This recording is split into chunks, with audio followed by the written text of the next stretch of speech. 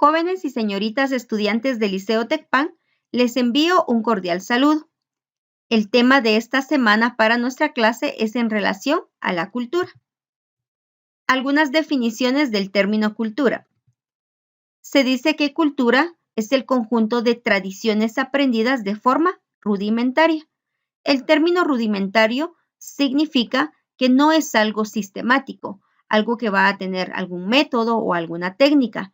Por ejemplo, en educación es algo sistemático. Se van a utilizar diferentes métodos, técnicas y diferentes formas para poder enseñar y para poder aprender, incluso un proceso de evaluación. Sin embargo, este término rudimentario va a significar que puede ser simplemente de forma oral o, por ejemplo, repetir las prácticas de otras personas para poder aprenderlas y comprenderlas. Por eso se le llama rudimentaria. También la cultura es el conjunto de conocimientos, creencias, el arte, moral, derecho, costumbres y hábitos adquiridos. Cuando una persona adquiere este conjunto de conocimientos, va a definirse dentro de la cultura de un grupo social. También se dice que la cultura es el conjunto de ideas que la gente comparte sobre cómo se debería pensar o actuar. Si usted se pone a analizar, regularmente cada región, cada lugar, municipio, comunidad o país va a tener algunas características. Por ejemplo, si hablamos de Japón, se dice que en esta región las personas son muy disciplinadas. Todo lo hacen con una gran disciplina. Si es para hoy, es porque tiene que ser para hoy. Si es para mañana, bueno, entonces sería para el día de mañana. Y son personas que si le van a decir lo voy a hacer ahorita, es porque en ese momento lo va a estar realizando. Ahora veámoslo desde el punto de vista de los guatemaltecos.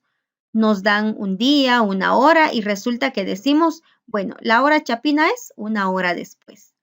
Entonces, ahí nos podemos dar cuenta de la gran diferencia. Nosotros no somos personas muy disciplinadas como los japoneses. En este caso, nos vamos a caracterizar por nuestras costumbres, nuestra forma de pensar y nuestra forma de actuar. La sociedad. En este caso, una sociedad simplemente es el grupo de personas que va a estar organizado y que van a compartir un mismo hábitat. Cuando les menciono la palabra hábitat, se refiere a un mismo espacio en donde se van a desenvolver. Por ejemplo, si hablamos del hábitat de las aves, puede ser un árbol y en un árbol podemos ver quizás diferentes nidos o diferentes animales que van a poder vivir ahí, hormigas, incluso podemos hablar de otras plantas como hongos. Bueno, ese va a ser, por ejemplo, el hábitat de estos seres. En cambio, hablando de un hábitat de las personas o de los seres humanos, se va a referir, por ejemplo, a una comunidad, a un caserío, puede ser un municipio y etcétera. Toda sociedad humana posee una cultura predominante. Para darles un ejemplo, si hablamos de nuestra región, sabemos que acá predomina, por ejemplo, las personas indígenas. ¿Cuáles son las costumbres de las personas indígenas? Cuando se hace alguna pedida, por ejemplo, llevar varios canastos para poder ir y pedir a la señorita. O, por ejemplo, cuando nace un bebé, regularmente se hace un acto para poder agradecer el nacimiento del bebé.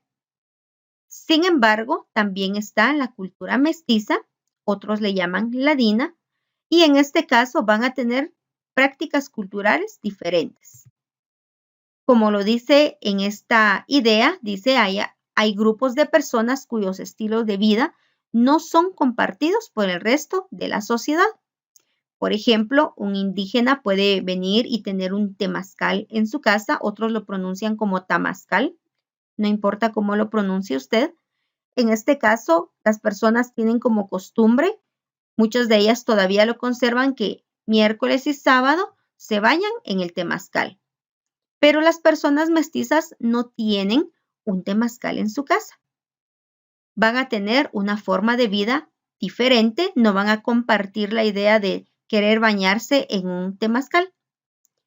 A este grupo de personas se le va a llamar que poseen una subcultura.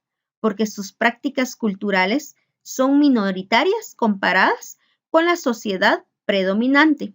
Por lo tanto, va a recibir este término de subcultura. Lo podemos identificar como, por ejemplo, cuando hablamos en matemática de un conjunto. Tenemos un conjunto y luego tenemos sus subconjuntos que se extraen del conjunto mayor. En este caso es casi lo mismo. Hay culturas predominantes, pero de esa cultura vamos a extraer algunas subculturas porque van a tener prácticas un tanto distintas a la de la mayoría de personas. Endoculturación. ¿A qué se refiere este término? Se refiere a que las generaciones de mayor edad, es decir, las personas más adultas, podemos decir de 40 años en adelante, 50 o principalmente las personas de 80 años, van a tener una gran influencia hacia las generaciones más jóvenes. Por darles un ejemplo, anteriormente cuando las personas o los niños se levantaban de la mesa después de comer, cruzaban los brazos, agachaban la cabeza y empezaban a agradecer desde la persona más grande que vive en casa hasta la más pequeña, nombre por nombre. Sin embargo, las nuevas generaciones muchas veces lo que hacen es levantarse y decir muchas gracias a todos y se retiran. Incluso hay algunos que no tienen la costumbre de agradecer por los alimentos. Por eso se le llama endoculturación. Les decía que es la influencia que va a tener la generación adulta hacia las generaciones más jóvenes. En este caso, las generaciones de mayor edad no van a aprobar todas aquellas acciones que tienen las demás generaciones y que se va a desviar de sus prácticas culturales.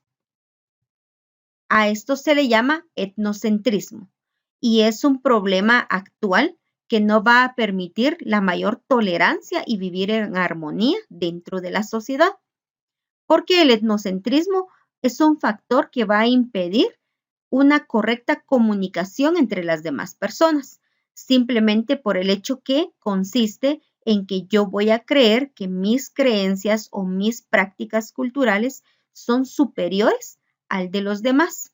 Imagínese que yo le diga a usted que lo que usted practica es incorrecto. Mire, bañarse en el temazcal no es correcto o tener una ducha no es correcto. Usted se va a enfermar, se va a morir muy rápido. Imagínese que yo le diga esto a usted. Entonces, no es algo que vaya a ser muy agradable. Por eso se le llama que es un problema que va a impedir una correcta convivencia pacífica dentro de la sociedad o dentro de un determinado grupo social. El relativismo cultural. En este caso, el relativismo cultural no permite que las creencias de un grupo interfieran en las creencias de otro grupo. Se podría decir que es casi que todo lo contrario al etnocentrismo. En este caso, debe de haber mayor tolerancia, mayor comunicación. Es aquello que yo no voy a permitir a que otra persona me diga que sus prácticas culturales son mejores que las mías. O yo voy a centrarme y decir, no, mis prácticas culturales no son superiores al de las demás. Si usted se da cuenta, en Guatemala tenemos la característica de que somos un país multicultural. Tenemos una gran diversidad de culturas. Incluso la cultura puede ser muy personalizada, porque, por ejemplo, en su casa como práctica cultural tienen que los domingos se deben de sentar en familia para poder compartir un almuerzo. Se junta toda la familia y comparten un momento juntos.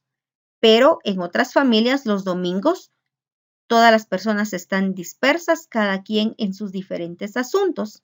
Entonces, también la cultura puede ser mucho más personalizada, en donde diferentes familias van a actuar de diferente manera, pero cada una debe de tolerar las prácticas culturales de los demás, utilizar el diálogo también para la resolución de conflictos. Hasta aquí llegaría entonces el tema en cuanto a la cultura y por favor, revise cuál es el ejercicio que debe de realizar y enviarlo en la fecha establecida.